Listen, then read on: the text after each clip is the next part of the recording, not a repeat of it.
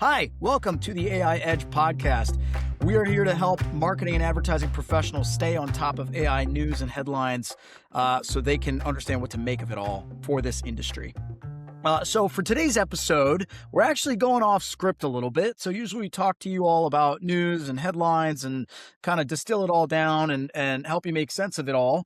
But today we're going to go in a different direction. We have an extra special guest with us today. His name is Scott Brinker, also known as Chiefmartec. Can we call you that? Can we call you Chiefmartec? Yes. I'll take it. Awesome. Scott, I'll turn it over to you. I'll turn it over to you to introduce yourself real quick. You were an absolute industry legend, so we want to hear the full intro. All right. Well, I don't know so much about the legend part of that, but I have definitely been in the industry a long time, over 2 decades here, kind of in 2 paths. One always as an operator. I built my own marketing technology consulting company back in the day. I built a SaaS company. After I sold that, I joined HubSpot for 8 years, built out their technology partner ecosystem. So I've certainly been in it directly, but kind of during that whole time frame as a labor of love, I started the Chiefmartec blog, started tracking that crazy Martech landscape, that really ugly, horrible, terrible slide of, thousands and thousands of different Martech solutions. And I've just generally tried to be an advocate and a champion, for this intersection between the world of technology and marketing that, 20 years in, it still feels like we're just barely beginning to try and get our arms around it. And just when we thought we might, yes, the AI revolution it's changing it all again. I love it. Yeah. And just so the listeners know, again, I can't stress this enough. Scott's an absolute legend. He's been building this visual diagram for how long now, Scott? Since 2010 15 years. or something? I need to get a new hobby. Years, right? Yeah. I mean, it's amazing. It's extremely informative. No, please keep doing it. Stay in your cave. We all need it. But it's an incredible visual. And also you put out the State of Martech Report every year, which is extremely informative and interesting. And just like the level of nuance you get into is incredible with every report you put out every year. And we're excited to be here today to kind of unpack your latest report, which I think dropped yesterday or a couple of days ago. And it's all about the intersection of Martech and now AI, which I'm thrilled to have you on to talk about this. Also, Myles Younger is on the podcast. Hey, Myles. Hey, Scott. Hey, Myles. So Scott, before we get into the report, I just want to understand what motivated you to start doing this. Why did you go down this path? Why did you start building the big landscape? Why did you start putting out the report every year? What was your kind of impetus to do that? Yeah, well, going back to the days of being a consultant in the space, a services provider in the early years, it was fascinating. We would get hired by the marketing departments of Fortune 500 companies to come in and help make their web experience dreams come true. And since I ran the technology group, it was always my responsibility at the agency to then go and track down the IT department of those companies to figure out okay, how do we actually do this with your systems and, do it in a well-governed way? Because the marketing team and the IT team in those days, they couldn't talk to each other. I mean, I don't mean they disliked each other. I mean, they literally were speaking different languages. It was like Tower of Babel scenario. And so after doing that for a number of years, I just got fascinated by the realization that those worlds were colliding, but there wasn't a lot of translation or bridge building happening between those. And so that was the impetus for starting the Chiefmartec blog. And then that crazy Martech landscape, I mean, the origin story of that was I'd go and I'd speak to CMOs and marketing executives to try and persuade them, hey, you really should think about hiring more technical talent inside your department because you're going to need it. And marketing being on the opposite end of the spectrum, from technology at the time, they're like, why? And so I put together that first slide of just let's go through all the different operational things that are probably happening in your department, all these technologies, who's actually organizing this stuff and running it? So that was the intention. It was exhibit A, in that case to build out marketing ops. Going back year after year and seeing it take off exponentially in growth, that was wholly unexpected. for 15 years I've been doing this, it had continued to amaze me that, like, does this thing have is there gravity in the universe? Like, what the hell is going on? But this year was different. This year's a little different. We're going to get to that. I'm excited to get to that. Scott, super inspiring story. Please keep doing what you do. It's incredible. Let's jump into the actual report from a couple of days ago. So for the listeners, please go check out the report yourself. I believe it's 150 some pages. 125, but among 125? friends. Yes. I'm sorry, 150,000 some words or something like that. Yeah, sorry about that. That's what Notebook LM is for. That's what Notebook LM, and now we have AI to read or to scan Scott's report. But please, seriously, if you're listening to this podcast, please go check out the report for yourself.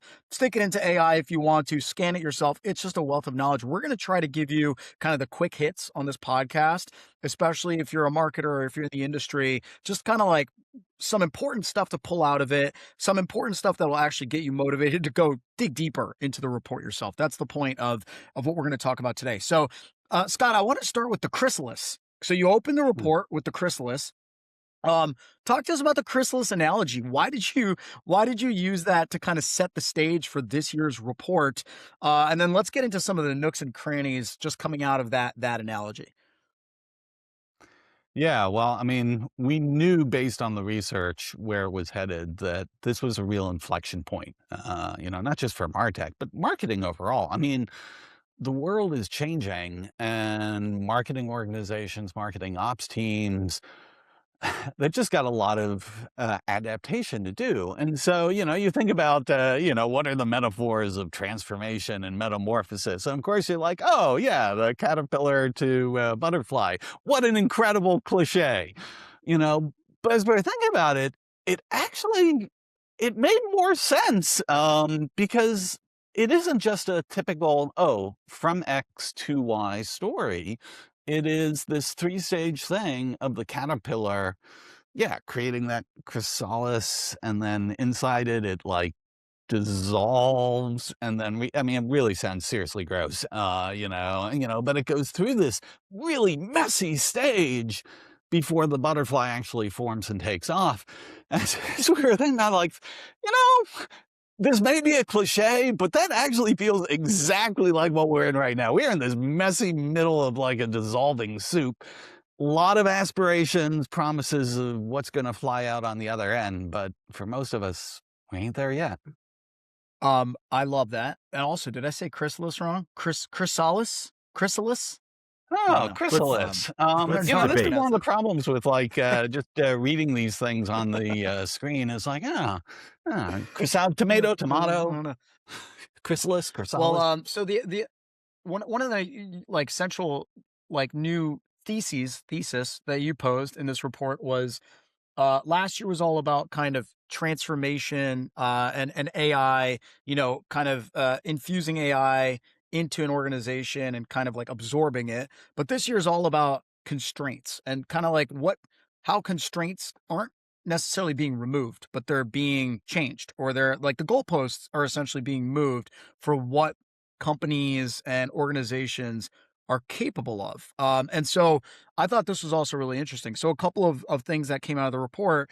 One was when content was expensive, a constraint was made content cheap. So now the constraint is relevance, which I think is a fascinating way to kind of like tie it back to the idea of constraint. Right. And so, but I think would you generally agree? Like there's a few other examples that you give around like constraints kind of shifting and changing, but would you agree that generally speaking, like the constraints are like, we're moving to a higher level where like the constraint is moving to a place where we can do a lot more than we used to and worry about things that maybe matter more? Would you agree with that kind of like follow on to that thesis? Yeah, no, 100%. Yeah, and it actually captures, I think, the two-edged sword of this too, where you're right, the constraints that held us back in the past, they are melting away, and it's worth celebrating that because we are moving now, to the next stage down the road. But it's a two-edged sword because the next constraint we hit very often is Yeah, it's just as hard as the one we came from. It's different, Mm-hmm. and now it's a completely new thing for us to wrestle with. I've seen this now in a number of different ways across MarTech this past year. One of them that we didn't cover it so much in this report, but I've been covering it a lot elsewhere, is this idea of like the universal data layer inside organizations, with like cloud data warehouses, Snowflake, Databricks, things like that. For years, the constraint was we couldn't get data to flow across the organization. It was all, these siloed boxes and, very limited, narrow pipes, brittle, fragile pipes, trying to like put little pieces back and forth. I know I focused on doing that for a number of years with the tech ecosystem. It was hard. And then, like, as we start to really get this adoption of these, cloud data warehouse, lakehouse layers, and eventually, almost every major app will now push data into those layers. Most of them will also pull data from it. Actually, this constraint of being able to flow data across the organization, it starts to melt away.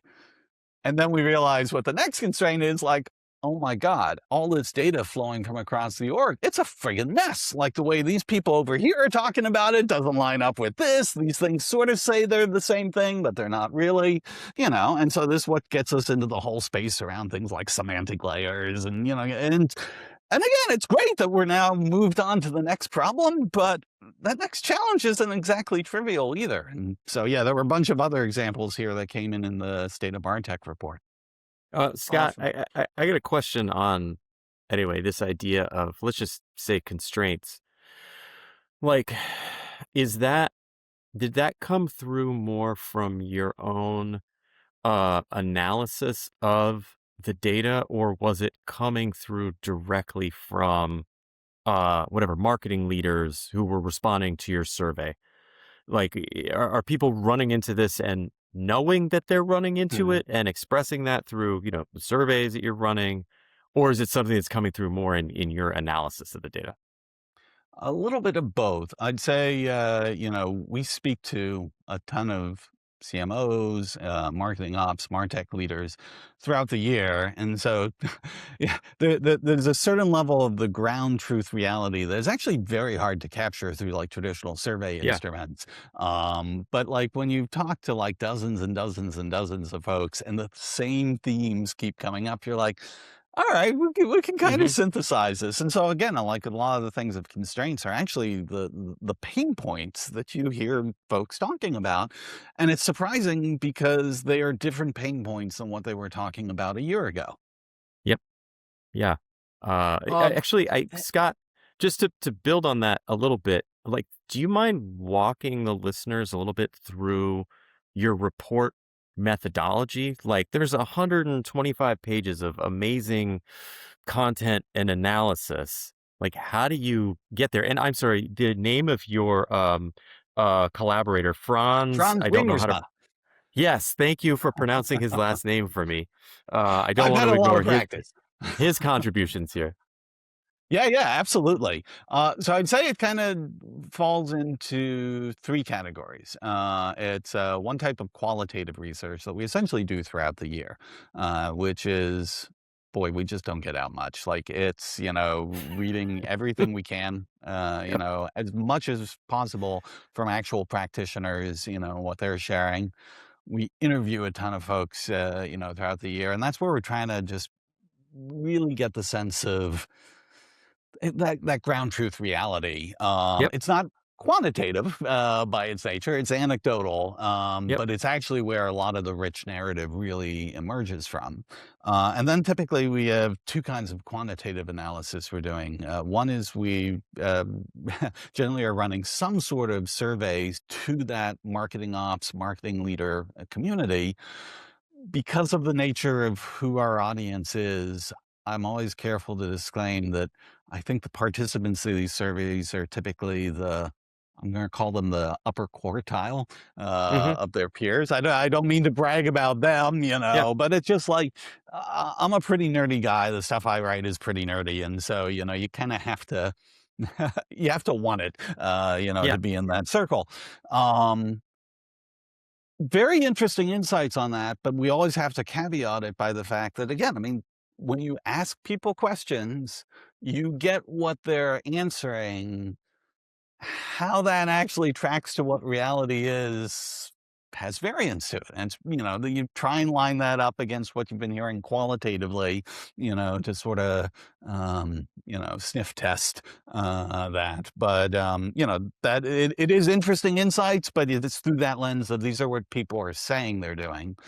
And then the third part of this other piece of quantitative research is things like the MarTech landscape, where it's purely about like, how do we plug into empirical data?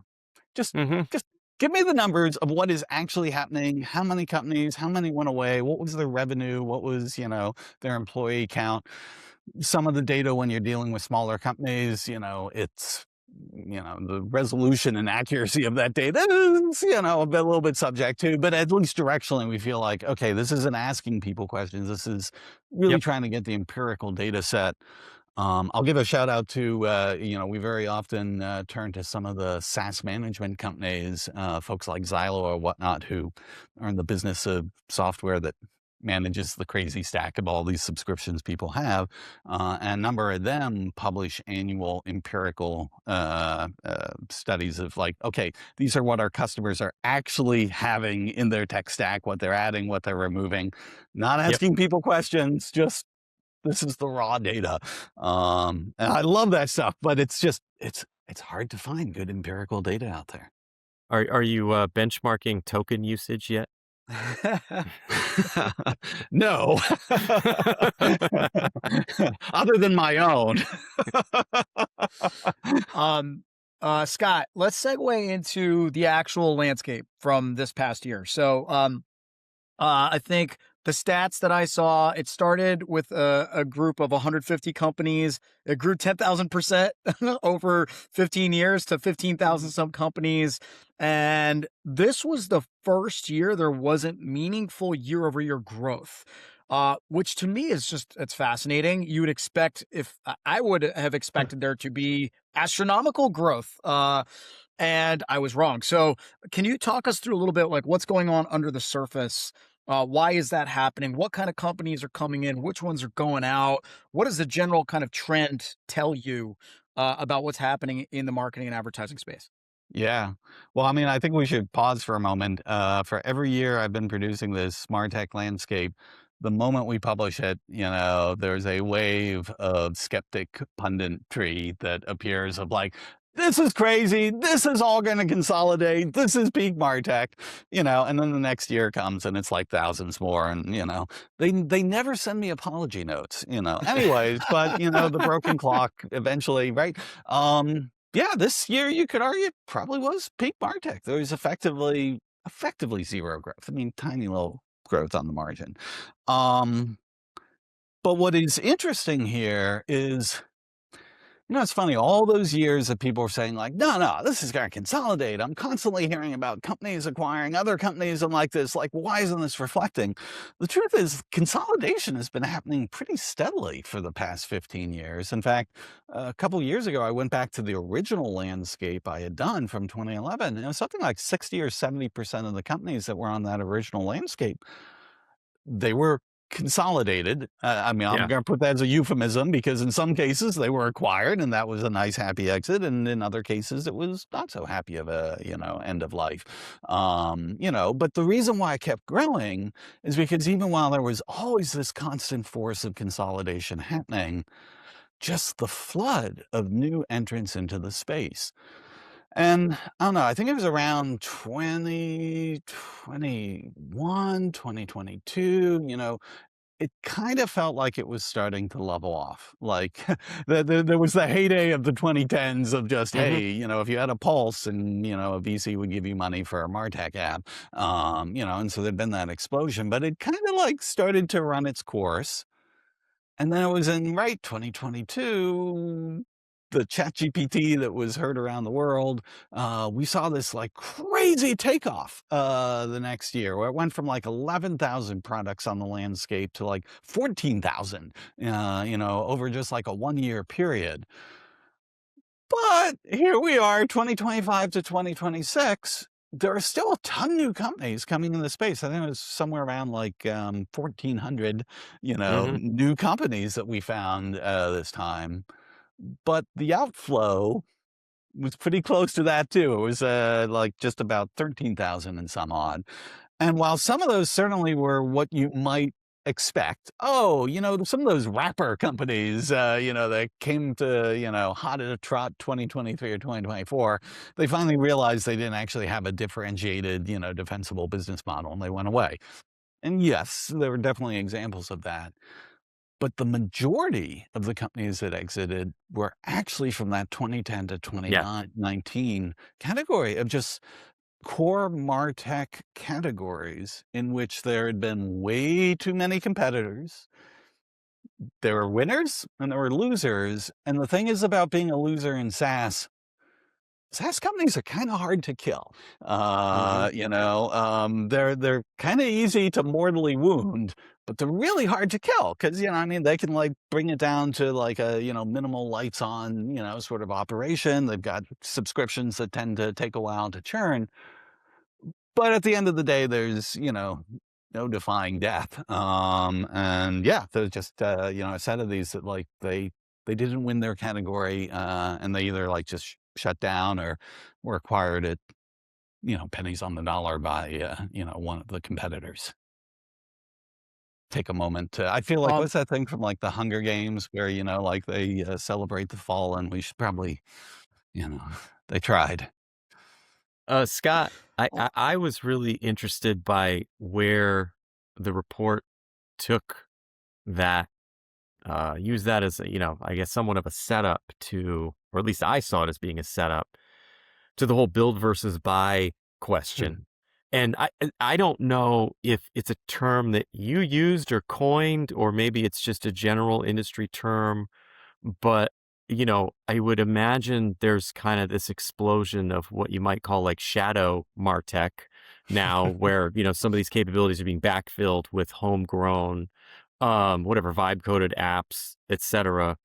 Did that come through in your analysis that like, yes, the actual there may have been whatever flat growth in legitimate companies in the space, but that doesn't mean that there's no growth in MarTech applications. Just that a lot of those applications are happening or being built, deployed, et cetera, within company walls, meaning your report doesn't necessarily know about them, or do you know about them? And Well, yeah. Okay, so it's very hard to get empirical data yeah, on that. Although I suspect maybe not impossible. That's a research question for another day. But one of the things we did was we surveyed 208 marketing ops MarTech leaders about 70 different use cases for AI in marketing. And on each one of the use cases, we were asking like, hey, listen, are you using AI in an existing SaaS platform?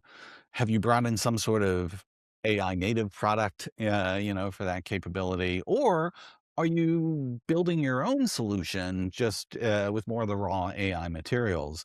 And what we were trying to get at was exactly that question of like, okay, where is the SaaS apocalypse? Is this hmm, build versus buy? And the data that came back was kind of surprising. I mean, maybe not once you start to think about what's actually happening out there, but the answer was yes. In almost every one of these major use cases, they're like, yep, we're using AI here in one of our major SaaS platforms. Yep, we're experimenting with some of these new AI native tools. Oh, of course, we've built some of our own stuff, and the reason why that's not entirely insane is, well, I think two reasons. One of all, even the use cases, we tried to get somewhat granular, but the truth is there's always so much nuance of what individual companies want to do when you talk about like, yeah, content production or something like that. It's a use case, but there's a high degree of variability in what people yep, might want to do within that, and so you see them using a collection of different tools. I think going back to this Chrysalis, boy, now you've got me wondering about that. I'm gonna have to look that up afterwards. Where they don't have the answers yet. I mean, so many companies are legitimately in this stage where they're experimenting. They got a lot of actually top-down pressure, typically, from the board and the C-suite to be doing that sort of experimentation. And so, anyways, I came back that, yeah, it is build and buy. But I think you're right. The build opportunities are expanding at a rate that I mean, just unprecedented, and so much so that people are building things, and I don't even think they're necessarily thinking that they're building things. You Yeah, know, when right. you start like Yep. creating a bunch of like skills for Claude Cowork or something like that, do these people think that they're doing software engineering of apps?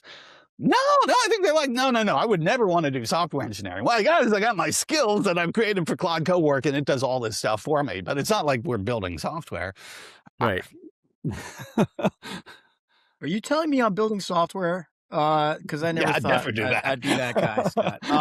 Well, so no, it's a good transition. So like, I think, in the survey results, and you surveyed a bunch of senior folks across the marketing and advertising ecosystem. Um, Everything was kind of up and to the right, in terms of like all the different areas in which AI can be embedded. So obviously advertising, content, social, commerce, data, all of the areas up and to the right. And I think like there are a few things that came out of that. I think some areas obviously grew more than others. So it's interesting to hear like your perspective on why that might be. I also think some areas grew more than others because they started at a lower base, right? And so they had more upside. But it is interesting. I would be interested to hear kind of like, again, the underlying themes that you took out of that survey. And like if I'm a marketer, right, and I'm reading Mhm. this, and I'm, and even going back to like just the chart, right, of the 15,000 companies, I'm trying to figure out where should I be placing my bets? First of all, in terms of like my existing tool set or new tools, build versus buy.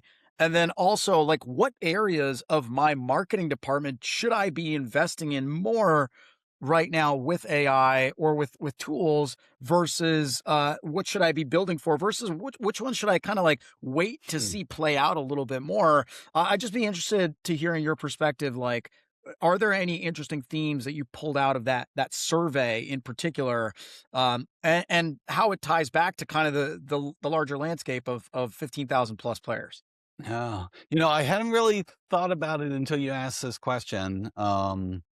But Sorry to now put you that on the I spot, Scott. do, the there's essentially three. I mean, there's a whole introductory chapter, but there's three main chapters. The thing about the MarTech landscape, a deep dive in all the results of that survey of AI use cases, Hmm. and then a chapter that we kind of called about, unpacking context, kind of word Hmm. of the year here, it seems. But to be honest, a lot of it was really more as much value engineering as it is context engineering, which is like trying to make sure that like, okay, listen, as we're framing what is happening here, looking at this through the lens of the technology is not the place to begin, because there's just too much, it's too chaotic. You really need to, like, step back and be like, "Okay, who are our customers? Who are our best customers?" What do they buy from us? What are they, coming to us for? What's our margin on these customers? Because increasingly all of us, there were a set of businesses that were delightfully free of, like, margin concerns for a number of years, not so much anymore. And so now that I think about it, like, we probably got the order of those chapters exactly wrong, because it really should have started with a thing of like, listen, before we even talk about the technology, like, how are you thinking about strategically making sure your marketing department, as it's going through these changes, is keeping Yeah. front and center what's the actual business? Who are we serving? And then from there, you get into the mode of looking at that next chapter of like, okay, well, what are the use cases? What are the mechanisms by at least which our peers are thinking about serving this? How much are we seeing building versus buying? And does that imply a certain set of skills we should be trying to develop? And then at the very end, you might be like, oh, yeah, and by the way, there's this like just absolutely insane landscape of all those products out there. And now that I'm getting to that last chapter, we're just going to toss that one away because the first two were really all we needed. Scott, to pull on the thread that Shiv was just kind of asking about, which is really around like resource allocation. If you're a marketer, that's just like any business leader, that's a constant priority, is just making sure you're allocating resources properly this year, next year, 2 years from now, 3 years from now. And so with AI, the whole build versus buy question is going to be top of mind for a lot of leaders when they're thinking about resource allocation.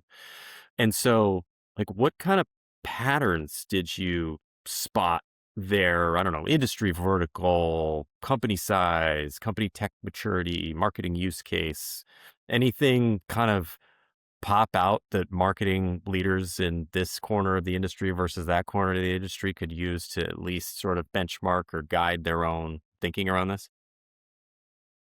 With only 208 folks surveyed, although we did collect data on like size and industry, to be honest, that just wasn't statistical significance. So I'd be hard pressed to extrapolate that.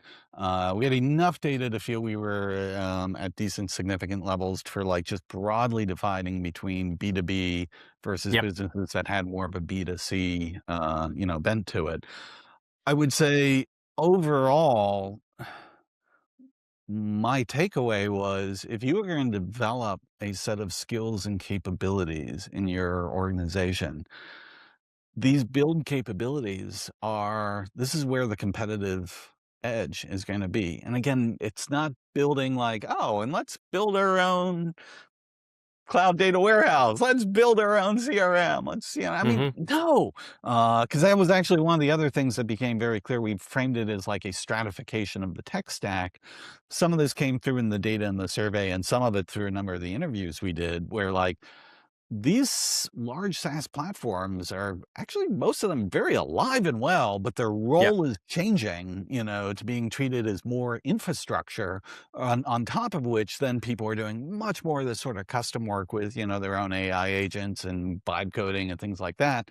And it's funny, we went to press to get this, designed just before like the announcements from like Salesforce, and they're all like, oh yeah, headless 360, and then I just, was it last week, or maybe it was this week, like HubSpot, I was like, oh yeah, okay, we'll just promise now everything you can do through the UI, you'll be able to do it, programmatically as well too.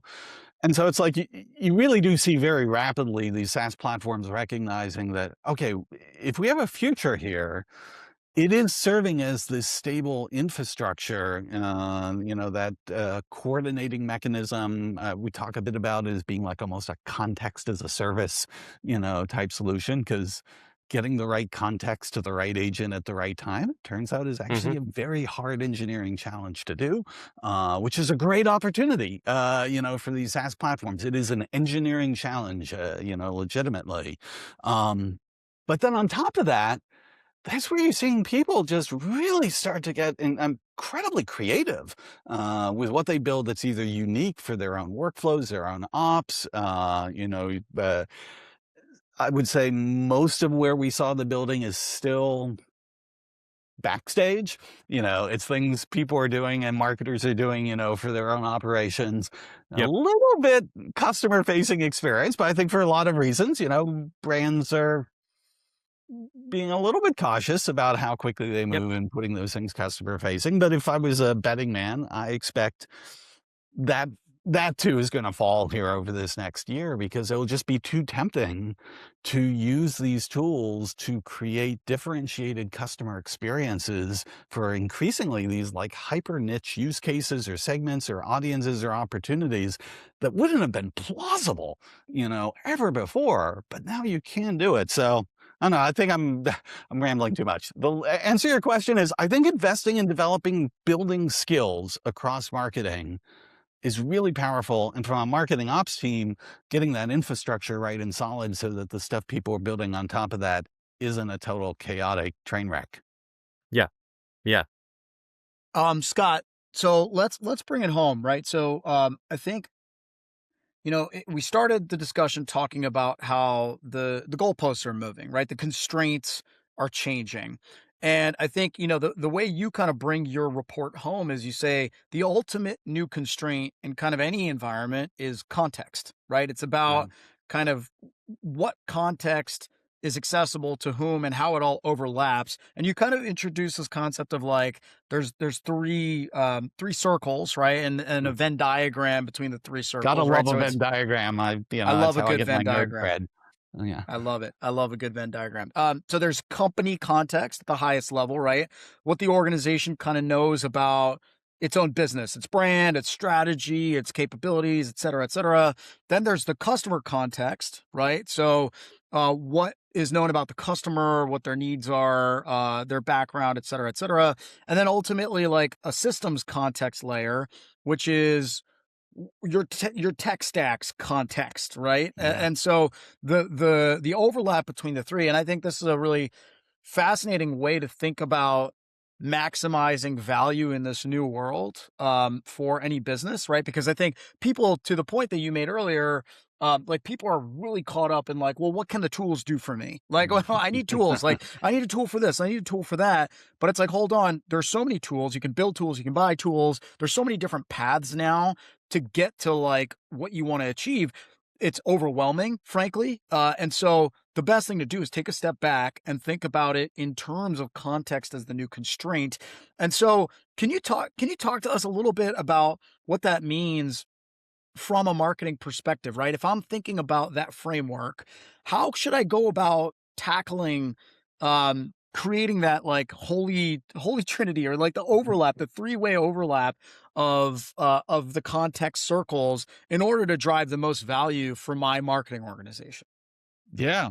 I'm hard pressed to come up with a more eloquent way of capturing it than what you've just described. Well, you wrote it, But Scott, so well done. I think I'd answer it this way.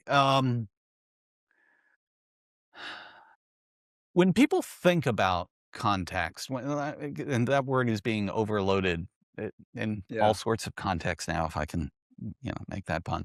Um, when people think about context in a marketing, framing, I almost use the word context for that. All right, sorry, gonna stop it. This is why I write this stuff instead of like, present it. Within marketing, when people are thinking of context, they are primarily thinking of that lens of the customer context, right? That's what we've been like reaching for. Of like, okay, do we have the history of the relationship with this customer? Can we get it to the right place at the right time? Can we get intent signals, whether they're directly first party or we can get it through the data industrial complex, so much of marketing and marketing operations in the digital space, particularly over these past 5 years, has been just like this hunger to like understand that context more and more. What's interesting is even before we got to AI, I think there was increasingly this disconnect between, the striving for customer context and like, how well are we actually lining this up with the company's context? What are we good with? What are the customers we actually want? We can't do everything well. I know that comes as a terrible shock to far too many people, but there is a prioritization. You get good and great at some things, partly because you're willing to let other things not be a priority. And I think a lot of the approach in digital marketing, particularly in this past half decade, had been just like, no, more. more. If whatever it is, more is better.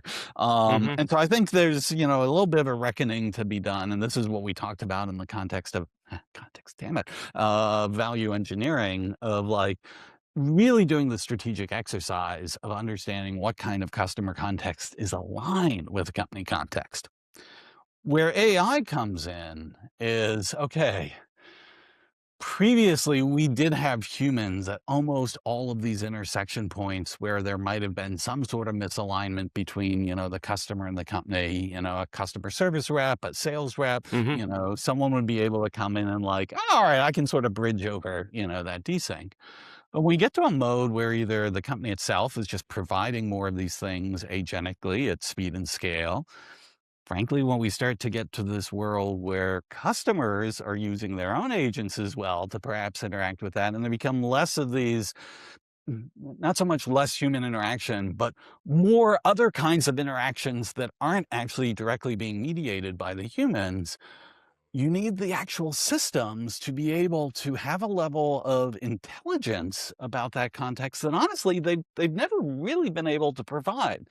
And for us, when we talk about context engineering, that's what we actually see as that mission writ large. It's like, okay, once I've got strategically through value engineering where I want to get alignment, across, the customer and the company's goals, how do I make sure that is actually represented in my systems, that they have access to the right data, they can make the right decisions, that, that's not just in the abstract, but it's actually able to be, piped through to the specific touch points where these things are happening.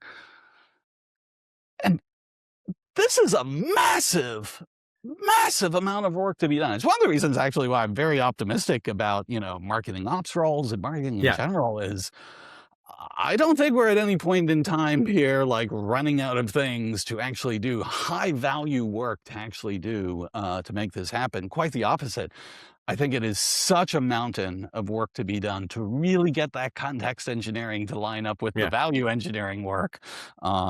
And it's those intersection between value engineering and context engineering that we thought we were being clever by saying, that intersection between the three Venn diagrams, we'll call that the golden context, our nod to the golden record. So probably less flattering interpretations you could do of that too, but we'll go with the Scott, prediction time. Is this going to be a new category of Martech, or are the incumbent players like, I don't know, if the Salesforce or the HubSpot are going to step in and kind of solve for a lot of those challenges?